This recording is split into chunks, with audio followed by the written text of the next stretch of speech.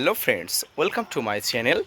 দেশ এবং দেশের বাইরে থেকে যারা আজকে আমার ভিডিওটি কন্টিনিউ করেছেন প্রত্যেককে gardener TRIPS with Kamal YouTube চ্যানেলে স্বাগতম। মাসটা এপ্রিল মাস, আর এপ্রিল মাসের শুরুতেই আপনার ম্যাচুরিটি থাকা বা ম্যাচুরিটি না থাকা সমস্ত প্রকার আম গাছে কচি পাতা বের হচ্ছে। ছাদ বাগানে আম গাছের কচি পাতা আসলে নানা ধরনের সমস্যা আমরা দেখতে পাই। সেই সমস্যাগুলোকে কিন্তু যথাযথভাবে সমাধান করতে হয়, এবং সমাধান কি করে করতে হয় সেই উপায় না জানা থাকলে আমরা অনেক সময় কিন্তু গাছের মারাত্মক সমস্যার মধ্যে পড়ি। এই ধরনের পাতা পোড়াজনিত সমস্যা থেকে শুরু করে নানা ধরনের সমস্যার সম্মুখীন আমরা হয়ে থাকি। তো আজকের ভিডিও থেকে মূলত আমরা জানতে পারবো যে কিভাবে ছাদ বাগানে আম গাছে প্রচণ্ড তাপদাহের মধ্যে কচি পাতা আসলে কিভাবে পরিচর্যা করবেন, কি করে গাছগুলোকে আপনি রক্ষণাবেক্ষণ করবেন, তাই নিয়ে থাকছে আজকের বিস্তারিত আলোচনা। না স্কিপ করে কন্টিনিউ করুন।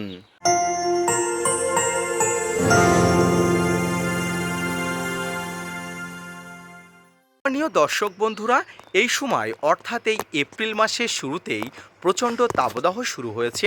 এই সময় ছাদ বাগানের প্রত্যেকটি আম গাছগুলোকে ভালো রাখা বা আম গাছগুলো ভালো যেভাবে থাকবে সেগুলোকে কিন্তু আপনাকে অবশ্যই নজর রাখতে হবে।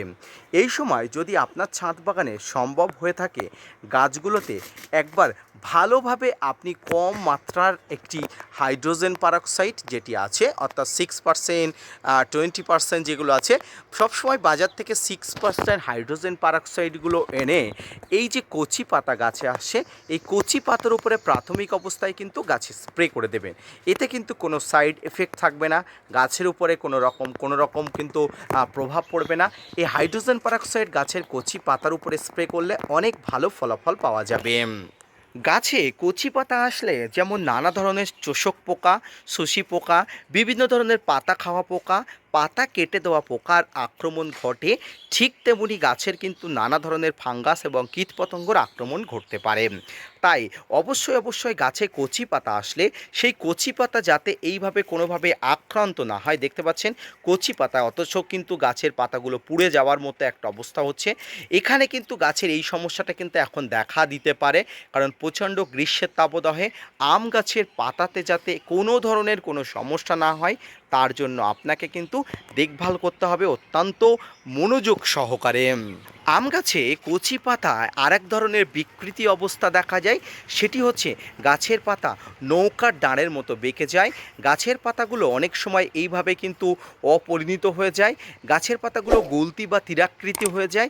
এরকম সমস্যা হলে সবসময় ভাববেন বা মনে করবেন কোনো ফাঙ্গাস বা কীট পতঙ্গর আক্রমণ, এমনটা নয়।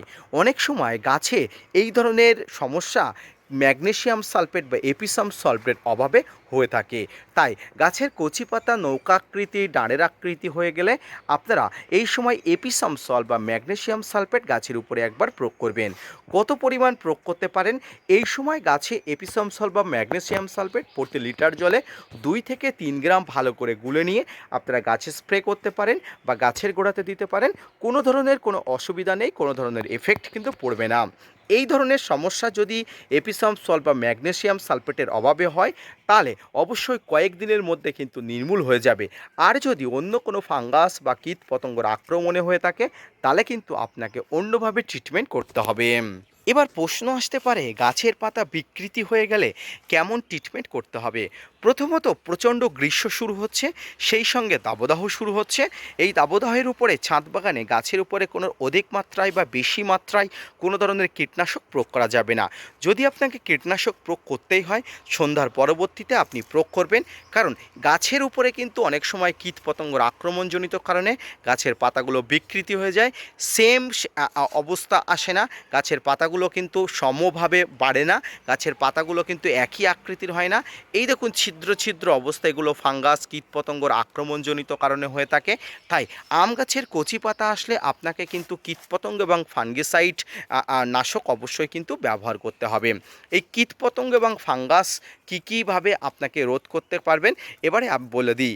এই সময় ছাদ বাগানে যদি আপনারা অবশ্যই এই ধরনের সমস্যা দেখেন তাহলে বুঝবেন অবশ্যই এটি কীটপতঙ্গ এবং ফাঙ্গাস ভাইরাসের আক্রমণজনিত কারণ। তাই এই ধরনের সমস্যাকে দূর করতে আপনারা আলফামেট্রিন 10% ইসি কম্পোজিশনের যে কোনো কীটনাশক, ইমিডাক্লোপিড গ্রুপের কীটনাশক, সাইপারমেথ্রিন গ্রুপের কীটনাশক, এর সঙ্গে আপনারা সাপ, ম্যানসার, ব্যাবিস্টিন, রেডোবিনগোল, ব্লাইটক্স, অ্যান্ট্রাকল যে কোনো একটি ফাঙ্গিসাইড একত্রে মিশিয়ে নিয়ে আপনার ছাদ বাগানে কচি পাতা আসা আম গাছে অবশ্যই স্প্রে করবেন।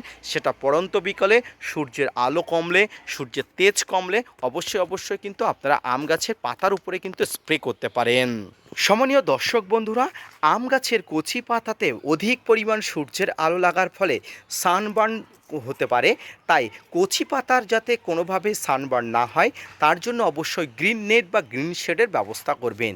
যদি আপনার সামর্থ্য না থাকে এই গ্রিন নেট বা গ্রিন শেডের ব্যবস্থা করতে, তাহলে যথাযথভাবে ছাদ বাগানে যে জায়গায় সূর্যের আলো সবচেয়ে কম লাগে সেই জায়গাতে গাছটাকে স্থানান্তরিত করুন।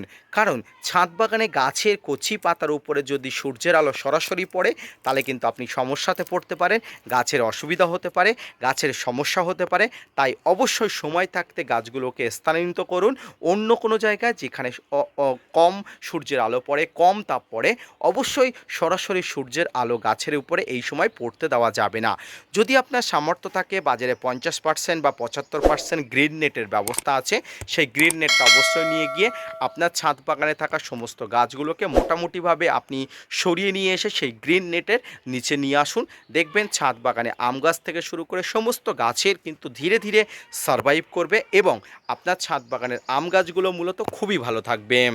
এই সময় অর্থাৎ গ্রীষ্মের সময় ছাদ বাগানে আম গাছে অধিক পরিমাণ কোনো রকম মিশ্র খাবার দেবেন না। কারণ এই অধিক পরিমাণ মিশ্র খাবার কিন্তু গাছের শিকড়ের উপরে এফেক্ট ফেলতে পারে, এক্ষেত্রে গাছের কচি পাতার উপরে এফেক্ট পড়তে পারে। তাই অধিক পরিমাণ মিশ্র খাবার কিন্তু দেবেন না। হালকা তরল যে খাবারগুলো আছে, যে খাবারগুলো থেকে তাপ কম উৎপন্ন হয় তেমন ধরনের খাবার দেবেন। এতে কিন্তু গাছ সুস্থ থাকবে, ভালো থাকবে এবং কচি পাতাগুলোর গ্রোথ কিন্তু ভালো হবে। সর্বোপরি গাছের গরমের সময় এমন কোনো খাবার, গরম খাবার গাছে দেব না যে খাবার থেকে মাটি গরম হয়ে যায় এবং গাছের শরীরকে উত্তপ্ত করে দিয়ে গাছকে কিন্তু মৃত্যুমুখে পতিত করতে পারে। সর্বোপরি গাছের কচি পাতা আসা বা কচি পাতার উপরে সরাসরি এফেক্ট পড়তে পারে এমন কোনো খাবার কিন্তু গাছের উপরে দেব না। সম্মানীয় দর্শক, আম গাছের পাতা পোড়া একটি কমন সমস্যা। তাই আম গাছের পাতা পোড়াজনিত সমস্যা আম কেন হয় সেটি তো বললাম, এবং সবথেকে বেশি পাতা পোড়াজনিত সমস্যা শুরু হয় কিন্তু সানবার্ন এবং দ্বিতীয়ত হলো কিন্তু শিকড়ের থেকে।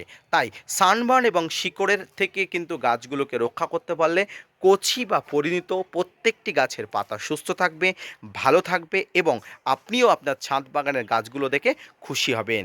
আজকের ভিডিওটি এই পর্যন্ত, দেখা হচ্ছে পরবর্তীতে নতুন কোনো ভিডিও নিয়ে, নতুন কোনো তথ্য নিয়ে। ততক্ষণ সুস্থ থাকুন, ভালো থাকুন, এই গ্রীষ্মে ছাদ বাগানকে ভালো রাখুন এবং আমার দেওয়া যে তথ্য সেই তথ্যটি কেমন লাগলো অবশ্যই কমেন্টস বক্সে জানাবেন। আশা করি ভালো লেগেছে। যদি ভালো লেগে থাকে অবশ্যই gardener tips with Kamal YouTube চ্যানেলের সঙ্গে থাকবেন। ভিডিওটি শেয়ার করতে ভুলবেন না এবং বেশি বেশি ভিডিওটি শেয়ার করুন যাতে করে অনেক দর্শকের কাছে পৌঁছে যায়।